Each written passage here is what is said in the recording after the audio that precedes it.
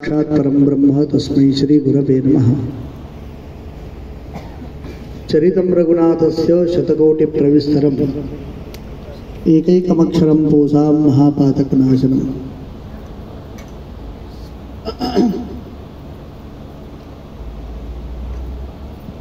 हम सब यात्री ज्योतिर्लिंग दर्शन द्वारिका धाम दर्शन करने के लिए निकले। दर्शन भी जितने हुए बहुत अच्छे हो गए। आज राजस्थान के इस पवित्र भूमि में हम रुके हैं। राजस्थान को वीरों की भूमि कही जाती है।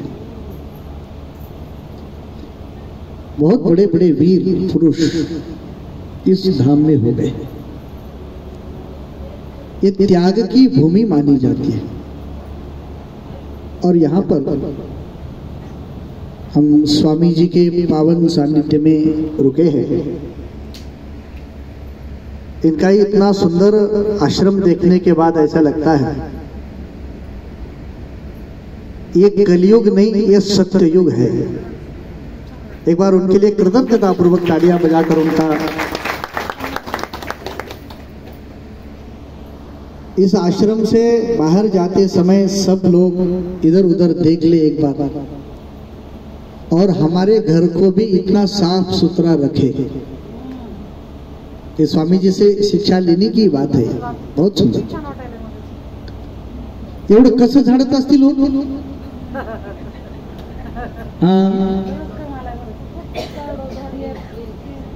आमच्याकडे एवढं ओसरी झाडायचं म्हणलं तर सुद्धा तिघ जण तीन मिळून घेतात।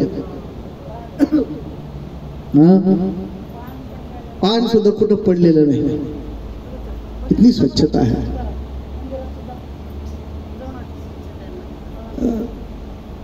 मी मगाशी ऐकलं की स्वामीजी जेवण करत नाहीत म्हणून, म्हणलं ना कुठेतरी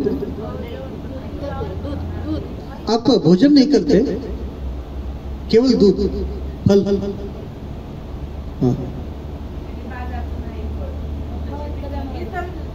हो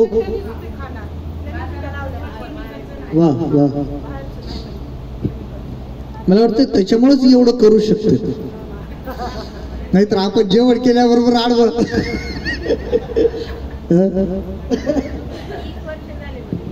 हो वाह।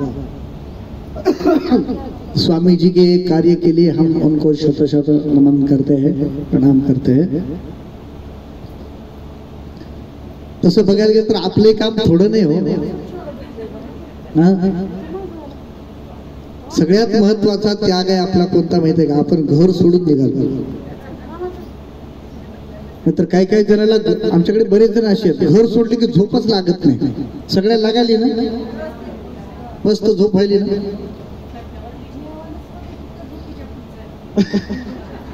एकदा आपल्या स्वयंपाक करणार तरी खरंच टाळ्या वाजवा, फार सुंदर। खूप सुंदर स्वयंपाक करतात, मोठ्या प्रयत्नाने करतात। माझं तर काय सांगावं, गाडी बंद पडली 2 वाजता आणि मी उठलो 4:30 वाजता। म्हणजे मला म्हणजे उठवलंच नाही कोणी।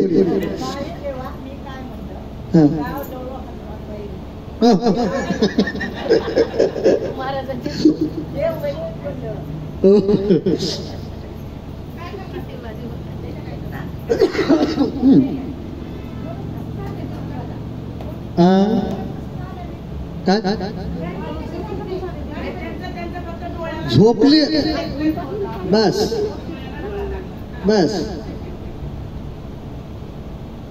खूप सुंदर असा आपला प्रवासी चालू। थोडी अडचणी आता ते कसं आहे, घरी पण येतात की नाही।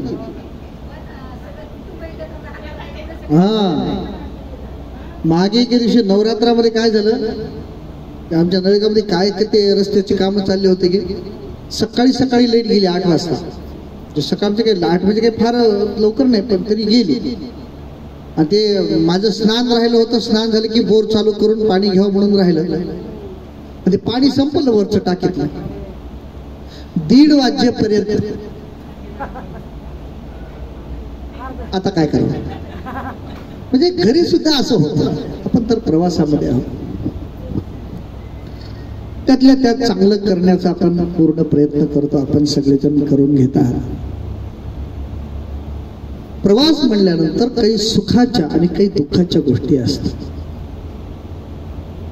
बरे आपल्याच प्रवासात असतात असं नाही. मागे एक जण खूप मोठ्या, आपण किती दिवसाच्या प्रवासाला निघालो? आपला किती दिवसाचा प्रवास आहे? 14 दिवस.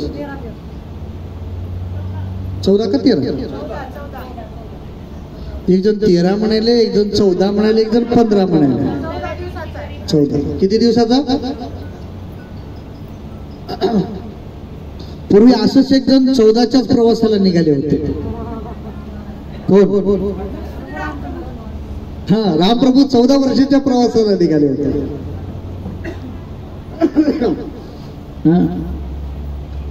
आणि रामप्रभू सुद्धा वनवासामध्ये निघाल्यानंतर, वनामध्ये निघाल्यानंतर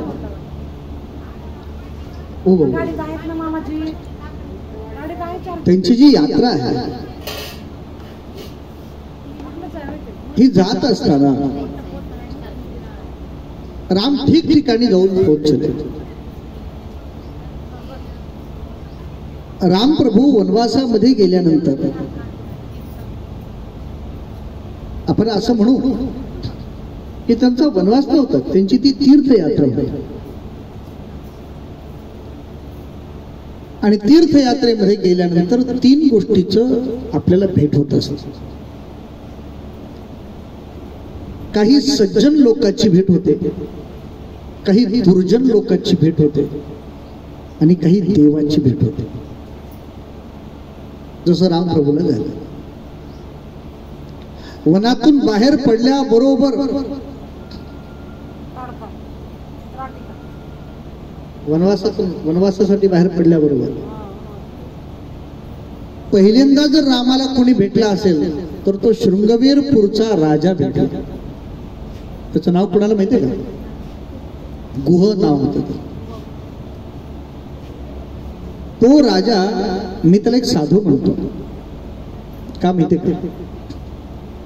सगळ्यांनी तुमच्या पर्समधले पैसे द्या बरं मला.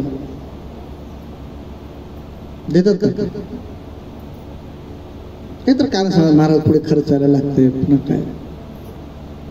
शृंगवीरपूरच्या राजाने सांगितलं, महाराज हे रामप्रभू, जर तुम्हाला तुमच्या राज्यातून बाहेर काढलं असेल तर एक काम करा, आजपासून हे तुमचं राज्य आणि मी तुमचा सेवक.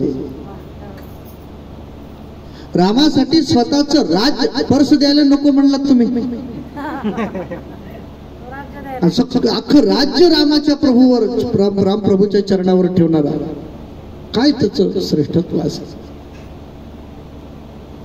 रामप्रभूला त्यांनी समर्पण करण्याची इच्छा दाखवली. पण रामाने सांगितलं, मी का आलोय माहितीये का? मला 14 वर्ष वनामध्ये राहायचं. तू जरी द्यायला तयार असशील तरी मी तुझ्या वनात नाही प्रवेश, तुझ्या राज्यात नाही प्रवेश करू शकत. राम बाहेर थांब. आता रामप्रभूंना कोणते कोणते ऋषी भेटले हे जर सांगत बसलो तर खूप वेळ होऊन जाईल. पुढे भारद्वाज ऋषी भेटले, वाल्मिकी भेटले, सुतीक्ष्ण नावाचे ऋषी भेटले.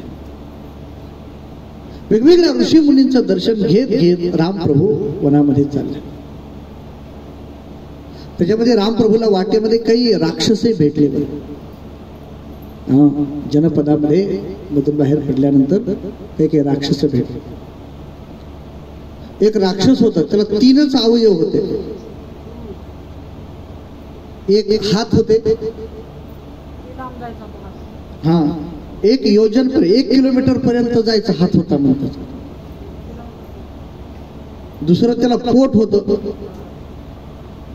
आणि तिसरं 1 डोळा होता. ते घ्यायचं हाताने कुठूनही चाललेलं काही श्वाप जे मिळेल ते बस. हे डोकं नव्हतं म्हणे, इथं हे छातीच्या इथंच त्याचं तोंड होतं. इथून डायरेक्ट मध्ये, म्हणजे ते एवढाही वेळ लागायचा नाही त्याला खाली उतरवायला. कबंध त्याचं नाव काय? कबंध. आपल्याकडे असे बरेच राक्षस भेटतात बरं. येऊ दे येऊ दे, दुसऱ्याचंही मलाच, माझंही मलाच. हा, काही राक्षस पण भेटले. कुणाकडे असतील तर मला माफ करा, पण आणखी एक राक्षसीन अशी भेटली जिचे नख फार लांब होते. तिचं नाव काय होतं? म्हणजे ते नख लांबून त्याला ते नेलपेट लावायची पद्धत फार जुनी आहे बरं.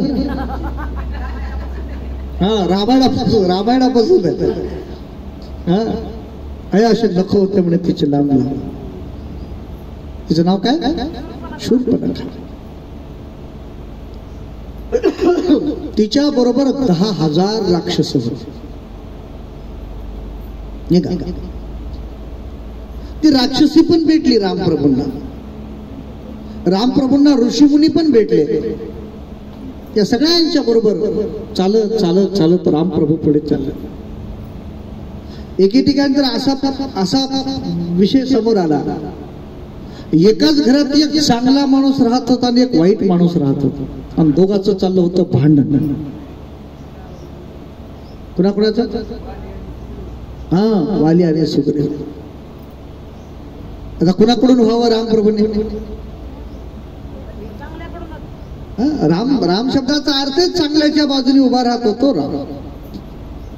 मला एकाने विचारलं, महाराज सुग्रीव चांगला कशावरून, वाली वाईट कशावरून? मी म्हटलं एकच कारण आहे, राम सुग्रीवाच्या बाजूने उभा राहिला ह्याचा अर्थ सुग्रीव चांगला. कारण मला कळत नाही चांगलं कोण आहे वाईट कोण आहे, पण रामाला कळते की नाही. राम जर सुग्रीवाच्या बाजूने उभे असतील त्याचा अर्थ सुग्रीव कसा आहे? चांगला आहे. रामप्रभू सुग्रीवाच्या बाजूने उभं राहिले, वालीचं निर्धारण केलं. हा, त्याच्या अलीकडे एक शबरी होती, माहितीये ना? हा, धन्य मी शबरी श्रीराम लागली श्री चरणे आश्रमा.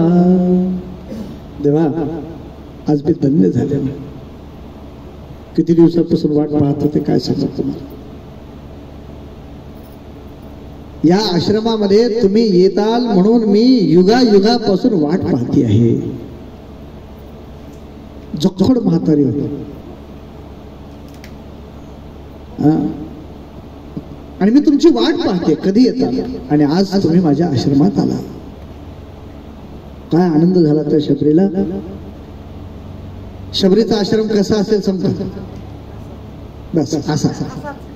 हा, शबरीचा आश्रम कसा असेल, बस असा. हा, हो, वाह वाह. मेरे झोपड़ी के भाग आज खुल जाएंगे, राम आएंगे. बना, मेरे झोपड़ी के खुल जाएंगे, मेरे झोपड़ी के भाग आज खुल जाएंगे, राम आएंगे.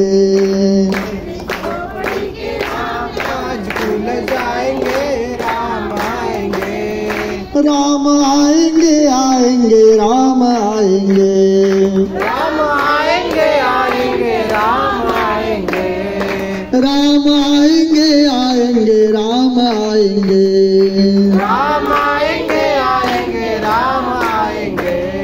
मेरे झोपड़ी के भाग आज खुल जाएंगे, राम आएंगे. मेरे झोपड़ी के भाग आज खुल जाएंगे, राम आएंगे. मेरे झोपड़ी के भाग आज खुल जाएंगे, राम आएंगे. मेरे झोपड़ी के भाग आज खुल जाएंगे, राम आएंगे. राजा रामचंद्र भगवान की जय. मेरे झोपड़ी का भाग खुल जाएगा और राम प्रभु आ जाएंगे. और राम प्रभु आ गए. हे रामा, ती भगवंताला प्रार्थना करते. तुम्ही जेव्हा या आश्रमात या वनामध्ये निघालात, किती पावले मुनी मुक्तता, कितीतरी ऋषी मुनी मुक्त झाले. काही काही रामप्रभूच्या चरित्राचे फार सुंदर सुंदर चरित्र येतात. एका ऋषीच्या आश्रमामध्ये देवराज इंद्र आला. त्यांनी सांगितलं, महाराज काय चला वैकुंठाला घेऊन जायला, तुम्हाला स्वर्गाला घेऊन जायला.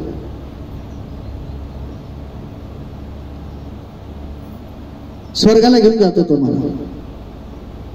ऋषींनी सांगितलं मी असं ऐकलंय की राम प्रभू वनवासाला निघालेत म्हणे. हो हो. मी असं ऐकलं महिनाभरानंतर राम प्रभू इकडे येणार आहेत म्हणे. हो. एक काम करू, जमलं तर नंतर जाऊ ना महिनाभराने. ते म्हणले नाही नाही, तुमची डेट आजची आहे. आज आलात तर स्वर्ग, पुढचं आम्ही नाही सांगायचं. त्या ऋषींनी इंद्राला हात जोडून सांगितलं पुढे मी आयुष्यभर किती युग युग नरकात राहिलो तरी चालेल, पण आज मला राम दर्शन झाल्याशिवाय स्वर्गात नाही यायचं. आणि ते तिथंच थांबले आणि रामदर्शन झाल्यानंतर त्यांना मोक्ष प्राप्त झाला. नाही का? कितीतरी ऋषी मुनींना दर्शन तुम्ही मोक्ष दिला. वृक्षातळिया थांबा क्षणभर, करा खुडीला क्षमा. हे जे अनेक ऋषीमुनीचे आश्रम आहेत त्याच्यातला एक माझा छोटासा आश्रम, इथं थोडा वेळ थांबा. मग तिने काय सांगितलं, मी तुमची पूजा करेन. कशी करेन पूजा तुम्हाला? हा पूजी कशी पूजा करेन? हा तिने फार छान सांगितलं. गुरु सेवेतच जिजले जीवन, विलेपनाते त्याचे चंदन. गंध कोणतं लावीन? चंदनाचं नाही. गुरु सेवेमध्ये जे माझं जीवन गेलेलं आहे ते जीवनाचा जो सुगंध आलेला आहे मी तो तुम्हाला समर्पण करेन. फुलं कोणते व्हायचे? रोमांचाची फुले लहरले वठल्या देह द्रुमा. देवाला पाहिल्या कारणाने जे अंगावर रोमांच उभे राहिले ना, हे रोमांचाची फुलं तुम्हाला समर्पण करा. देवाला दिवा ओवाळला पाहिजे की नाही? तुम्ही सगळेजण घेऊन येता की नाही ते? हा. वाती सुद्धा वेगवेगळ्या प्रकारच्या असतात. काही जणांच्या 3 वाती. कोणत्या म्हणतात त्याला? बिल्व वाती. हा. पूर्वीच्या काळात फक्त 2-3च वाती माहिती होत्या. दोरवाती आहे, हातवाती आहे आणि फुलवाती आहे. परवा एकाने मला व्हॉट्सअपवर 100 प्रकारच्या वातीची नावं पाठवली होती. पाठवतो तुम्हाला सगळ्याला ते, म्हणजे तुम्हाला आणखी वेगवेगळ्या वाती करता येतील. एवढे वेगळे वेगळ्या प्रकार. पण सगळ्यात चांगली वात कोणती माहिती का कोणाला? सगळ्यात चांगला दिवा कोणता माहिती का? निज ज्ञानाचा दीप चेतवून करते अर्चना आत्मनिवेदन. स्वतःच्या ठिकाणी असलेलं जे ज्ञान आहे तो ज्ञान दिवा मी तुमच्या समोर लावून ओवाळते. ज्ञानदीप लावू. वा क्या बात आहे. वा. ज्ञानदीप लावू जगे. ज्ञानाचा दिवा मी तुम्हाला ओवाळते. आता हो घडेल ना? घडेल. थोडा वेळ लागेल. आता म्हातारा तर हो लागेल त्याच्यासाठी. शबरी एवढं. हम भी पाएंगे प्रभु को कभी ना कभी, ऐसा विश्वास मन में जमाते चले. कृष्ण गोविंद गोपाल गाथा. मिळेल आपल्याला. या युगात नाही, पुढच्या जन्मात, त्याच्या पुढच्या जन्मात. हा मिळेल. संकल्प करायचा. देवाला नैवेद्याला काय दाखवावं? नैवेद्यापन काय देऊ मी, प्रसाद म्हणून काय घेऊ मी. आज चकोरा घरी पातली, भुकेजली पौर्णिमा. चकोर नावाचा पक्षी असतो. तो चंद्राचं पूर्ण बिंब असतं की नाही, त्या पूर्ण बिंबाकडे आ केलं की त्या बिंबातलं येणार जे अमृत आहे, आपण पण पिलं ना मागे त्या दिवशी नव्हता आपल्याकडे, पण त्याच्यातून येतं म्हणे ते अमृत पौर्णिमेला. ते अमृत पिलं की चकोराचं पोट भरतं. महिन्याला फक्त एकदाच. आणि त्याच्या दुर्दैवाने त्या दिवशी ढग असल्यावर तेही गेले.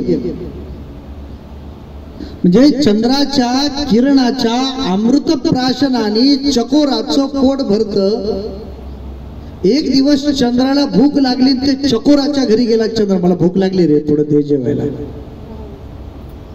सगळ्या जगताला जो अन्न देऊन तृप्त करतो तो राम आज माझ्या घरी आला. आज चकोरागरी पातली बोके जली पौर्णिमा. मग तिने आपल्या जवळचे कोणते बोर घेतले? हा बोर. हा त्या बोराचा भगवंताला एक एक एक एक बोर द्यायला लागले. त्या बोराला एका बाजून असं चावलेलं दिसलं. क्षते खगांची नव्हे तर देवा. देवा हे पक्षाने खाल्लेलं नाहीत बरं. मग मीच चाखला स्वये गोडवा. मीच ते गोड आहेत की नाही, मीच तिची गोडी चाखून बघितली.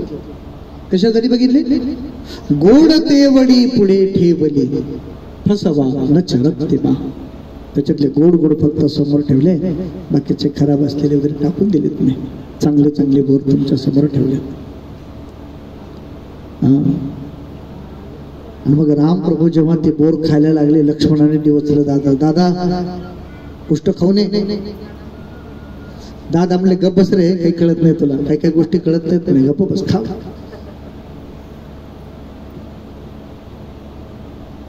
दोन बोरं तिने काढली, लक्ष्मणाला दिली. हा लक्ष्मण तू पण खा. हा लक्ष्मणाने असं बोर तोंडापर्यंत घेतलं ना, असं पटकन इकडे टाकलं, चावल्यासारखं केलं. ती म्हणली बर बर, मला कळत नाही वाटायला हे तुला. का सौमित्रा शंकित दृष्टी अभिमंत्रित ही नव्हे उष्टी. तुला काय वाटतं मी चावलं म्हणजे काय उष्टी करण्यासाठी चावलं होय? नाही नाही, मी अभिमंत्रित करते. का माहितीये का? या वदनी तर नित्य नांदतो वेदाचा मधुरिमा. वेदाचा गोडवा म्हणजे राम नाम आहे, आणि ते नाम मी 12 महिने 24 तास घेते, आणि त्या कारणाने ही अभिमंत्रित आहे. भगवान परमात्म्याचं सुंदर असं तिने पूजन केलं. हे जे शबरीची स्थिती आहे की नाही, आमचे मामा खूप छान म्हणतात, रामा रघुनंदना आश्रमात या कधी रे येशील. ऐकायचं?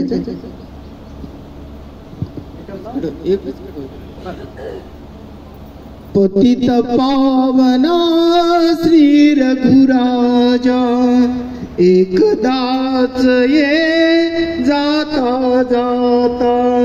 पतित पावना श्री रघुराजा एकदाच ये जाता जाता. पाहिन पूजिन टेकिन माथा. पाहिन पूजिन टेकिन माथा. तोच स्वर्ग मज इथेच येईल. तोच स्वर्ग मज इथेच येईल. पुरेपणा जीवना रामा रघु नंदना. रामा रघु नंदना. आश्रमात या कधी रे येशील. आश्रमात या कधी रे येशील. रामा रघु नंदना. रामा रघु नंदना. रामा रघु नंदना. प्रभु रामचंद्र भगवान. मग रामप्रभूंनी मोठ्या आनंदाने सगळी पूजा घेतली. शबरीने रामप्रभूला नमस्कार केला, आपलं जीवन धन्य करून घेतलं. तिथून रामप्रभू परत पुढे निघाले. हनुमंतरायाची भेट झाल्यानंतर तिथून सीता शोध करण्यात आला, आणि रामप्रभू सगळ्या वानरांना वगैरे बरोबर घेऊन जिथून लंकेकडे प्रयाण केलं जातं अशा समुद्राच्या काठावर येऊन थांबले. आणि रामप्रभूने एक सेतू बांधायला लावला. 5 दिवसामध्ये सुंदर असा राम सेतू बांधून पूर्ण झाला, आणि आता निघायचं. आणि त्यावेळेला रामप्रभूंच्या मनामध्ये असा विचार आला, आपण चाललोय लंकेमध्ये. लंकेमध्ये जाऊन आपल्याला काय करायचंय? रावणाला मारायचं. आणि रावण हा महादेवाचा उपासक आहे. तर महादेवाच्या भक्ताला मारायचं म्हणल्यावर महादेवाला राग येईल की नाही? म्हणून ज्याला राग येण्याची शक्यता आहे त्याला आधीच पूजा करून खुश करायचं.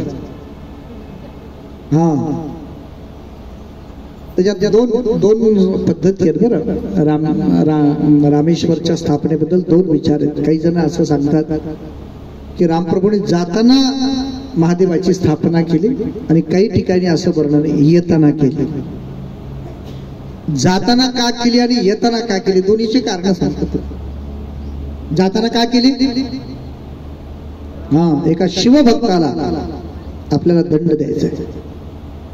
भगवान शिवाला राग येऊ नये म्हणून रामप्रभूंनी सुंदर अशा रामेश्वराची स्थापना केली. असं म्हणतात तिथं आत्मलिंगच आणायचा विचार ठरला.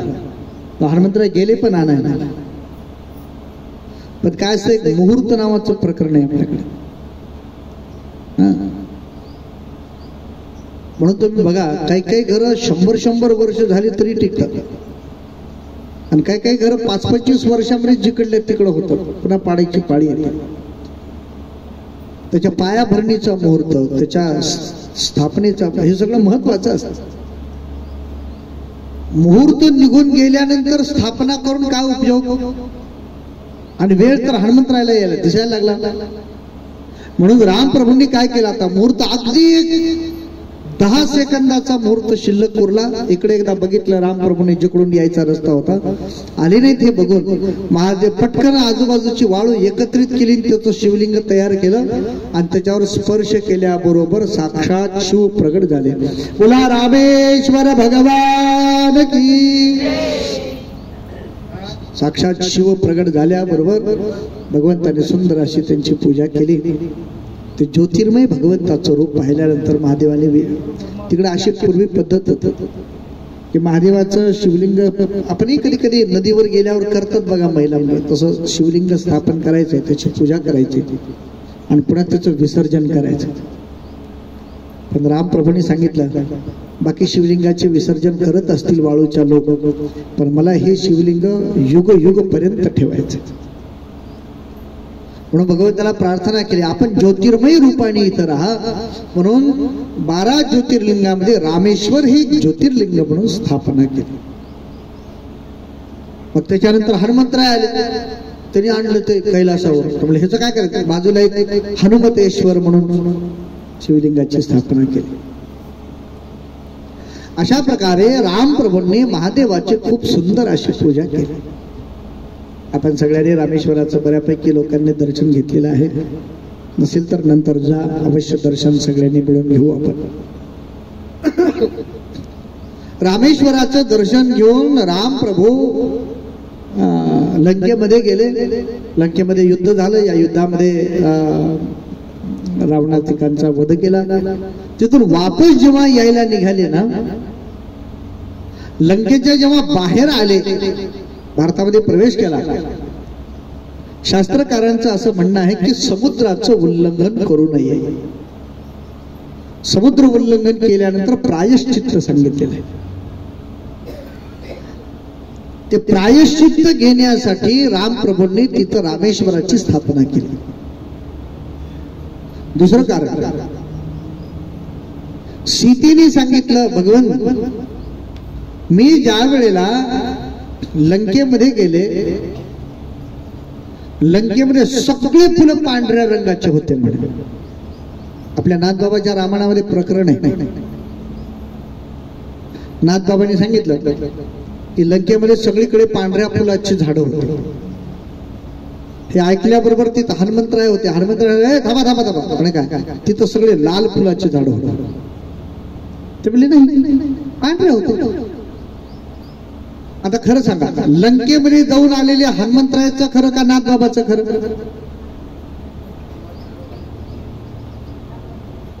हनुमंतराय म्हणले आम्ही जाऊन आलोय तिथं स्वतः, बरं एकदा नाही, किती वेळेला? 2दा.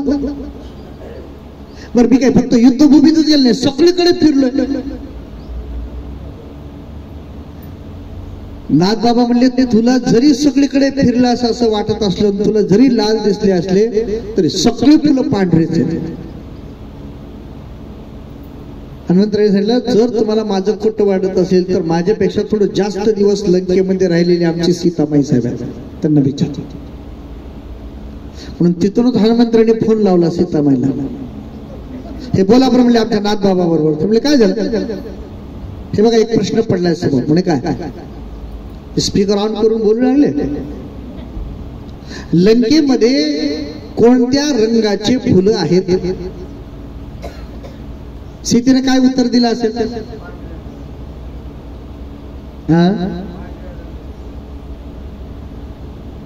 कुणाला माहिती आहे? लाल का पांढरे? सीतेने सांगितलं तिकडे निळ्या रंगाचे फुलं होते. आता दोघांचं भांडण लागलं तर तिसराच विषय निघाला, निळ्या रंगाचे फुलं. आता काय करायचं? हनुमंतराय डोकं खाजवलं. आता ह्याच्यात खरं उत्तर एकच देऊ शकतो, म्हणजे राम. म्हणून सीतेला तसंच कॉन्फरन्सवर घेऊन रामाच्या मोबाईलवर फोन लावला. रामरायने योगायोगाने उचलला. हॅलो. हनुमंतराय सांगितलं देवा मुद्दाम कॉन्फरन्सवर घेतले, सीतामाई पण आहेत, मी पण आहे, तुम्ही पण आहात, इकडे नाथबाबाई आहेत माझ्या बरोबर. एक प्रश्नाचं उत्तर पाहिजे. म्हणजे कुठलं? रावणाच्या लंकेमध्ये जे फुलं होते त्यांचा रंग कोणता? रामप्रभूने सांगितलं पांढरा. सीता म्हणली माझ्या बाजूने बोलतील वाटलं होतं. हनुमंतराय म्हणले पण मी प्रत्यक्ष बघितलेलं नाही. मग रामालाच विचारलं तुम्हाला कसं काय माहिती? हे निळं नाही, लाल नाही, पांढरं होतं. आमच्या डोळ्यांनी प्रत्यक्ष बघितले आम्ही. सीतेसाठी मी तर 6 महिने राहिले अशोक वाटिकेमध्ये. त्यांनी सांगितलं रामाने सीते तुला निळे फुलं का बरं दिसले माहितीये का? माझा रंग निळा आहे. तो अशोक वाटिकेमध्ये बसून सारखं माझं चिंतन करत होतीस. फुलंच नाही, तुला तिथले दगड सुद्धा निळेच दिसत होते. कुणामुळं? हनुमंतराय म्हणले मला कसं काय लाल दिसले? माझ्या रामप्रभूच्या सीतेचं अपहरण केलेल्या रावणाला बघतोच म्हणून जे तुझ्या मनात राग होता की नाही, त्या रागामुळे तुझे डोळे लाल झाले होते, म्हणून तुला सगळं लालच दिसत होतं. हनुमंतरायने फोन कट केला पटकन. नाथबाबाला विचारलं म्हणे आम्ही प्रत्यक्षदर्शी खोटे निघाला आणि तुम्ही खरे निघालात, तुम्हाला कसं काय कळालं तिथले फुलं पांढरे होते म्हणून? नाथबाबा साधा तर्क आहे. म्हणजे कुठला? रावण हा महादेवाचा उपासक होता, महादेवाला फुलं कोणते लागतात म्हणून पांढरे पडले. हनुमंतराय म्हटले खरंच बुद्धिमता वरिष्ठम हे पद मला होतं, तर खरं सांगू का म्हणे हे संताला पण लागू पडत नाही का? रावण महादेवाची उपासना करत असल्या कारणाने दररोज त्या वाटिकेतली फुलं सगळे घेऊन जायचे आणि विचारायचे सीता हे कशाला घेऊन चालले फुलं? ते सांगायचे रावण महादेवाची पूजा करतो, पूजेला पाहिजे. सीतामाईने विचार केला जो रावण राक्षस असून महादेवाची पूजा करतो, आपण तर मनुष्य आहोत, आपण का करू नये? म्हणून तिची इच्छा झाली त्या विमानातून येताना आपण गावाकडे गेल्यावर महादेवाची पूजा करू. बरं रामप्रभूने गावाकडे गेल्यावर कशाला? समुद्रातून बाहेर आल्याबरोबर हे बघ म्हणून तिथं वाळूचं महादेवाचं शिवलिंग स्थापन केलं, अशी पण आख्यायिका आहे. ठीक आहे. एक रामप्रभूंनी जाताना स्थापन केलं. दुसरं रामप्रभूंनी महादेवाच्या भक्ताला पण मारले म्हणून महादेवाचा रोष होऊ नये म्हणून केलं. समुद्र उल्लंघनाचं प्रायश्चित्त दूर करण्यासाठी म्हणून, सीतेसाठी म्हणून. काही ग्रंथामध्ये तर असं वर्णन आहे की शास्त्र असं सांगतं की ब्राह्मणाचं जे शरीर असतं त्याच्यामध्ये वेद मंत्र राहत असतात. कारण प्रत्येक ब्राह्मणाला काही वेद मंत्र येतात, तो गायत्रीचा जप करत असतो आणि वेद मंत्र शरीरामध्ये राहत असल्या कारणाने त्याला जर मारलं तर त्याचं फार मोठा दोष सांगितलेला आहे. गोवध स्त्रीवध आणि ब्राह्मण वध हे 3 सगळ्यात मोठे दोष सांगितलेले आहेत आपल्या भारतीय संस्कृतीमध्ये. आणि रावण हा पुलस्त्य पुत्र आहे, पुलस्त्य नावाचे ऋषी आहेत, त्यांचा पुत्र आहे आणि स्वतः वेदाचा ज्ञाता होता. रावण वेदाचा स्वतः ज्ञाता होता. आजही तुम्ही जर एखाद्या मोठ्या पुस्तकाच्या दुकानामध्ये गेला तर सगळ्यात मोठं पुस्तक कोणतं आहे बघायचं. मोठ्या मोठ्या पुस्तकाचे नाव वाचत जायचं. सगळ्यात मोठ्या पुस्तकाचं नाव काय माहितीये का? रावण संहिता. तुम्ही काशी तिकडे फिरताना एखाद्या पुस्तकाच्या लयामध्ये डोकावून बघा, सगळ्यात मोठं पुस्तक, त्याच्यावर नाव काय? रावण संहिता. रावण फार मोठा ज्ञाता होता. रावण ज्योतिष नावाचं एक प्रकरण आहे आज. रावण ज्योतिषी होता स्वतः. म्हणून काही जण असं म्हणतात रावणाला त्याचा विनाशकाल जवळ आलेलं कळालेलं होतं. म्हणून आपल्या नामदेवरायांनी जे अनेक ग्रंथ लिहिले त्याच्यामध्ये मंदोदरी आणि रावणाचा संवाद लिहिला. मंदोदरी सांगते कशाला सगळं राक्षस कुळ तुम्ही नष्ट करताय, देऊन टाका ना सीता रामाला. रावण सांगतो तुला कळत नाही म्हणे, मी ज्योतिषी आहे, मला माहिती आहे राम ब्रह्म आहे साक्षात. रावण म्हणतो आपण रामाला सीता वापस करून फार तर नमस्कार करू, पण आपली एवढे वाईट कर्म आहेत आपल्याला पुन्हा तर नरकात जावं लागेल. बरं फार तर काय होईल, स्वर्ग मिळेल. पण रामाच्या हातानं जर आपला मृत्यू झाला सगळ्या राक्षस कुळाचा तर त्याला मोक्ष मिळेल. हे तिने आपल्या ज्योतिषातून आपल्या मंदोदरीला वगैरे सांगितलं. रावण ज्ञानी आहे. रावणाने तयार केलेलं शिवतांडव स्तोत्र आहे, इतकं सुंदर स्तोत्र आहे. आजही जे शेकडो स्तोत्र आहेत त्याच्यामध्ये 1 नंबरला शिवतांडव स्तोत्र आहे. तो ज्ञानी आहे. म्हणून त्याला मारल्याचं प्रायश्चित्त शमन करण्यासाठी, त्याचं प्रायश्चित्त घेण्यासाठी म्हणून राम प्रभूंनी तिथं महादेवाची स्थापना केली, रामेश्वराची, असं पण चरित्रामध्ये वर्णन आहे. म्हणून असं जे रामेश्वर ज्योतिर्लिंग आहे त्या ज्योतिर्लिंगाला आपण नमस्कार करू. आपल्या जेवणाचं पण तयार झालेलं आहे. आपण सगळेजण म्हणून प्रसाद घेऊ आणि पुढच्या प्रवासाला आपण निघू. पुंडलिकावरदे हरी विठ्ठल श्री ज्ञानदेव तुकाराम.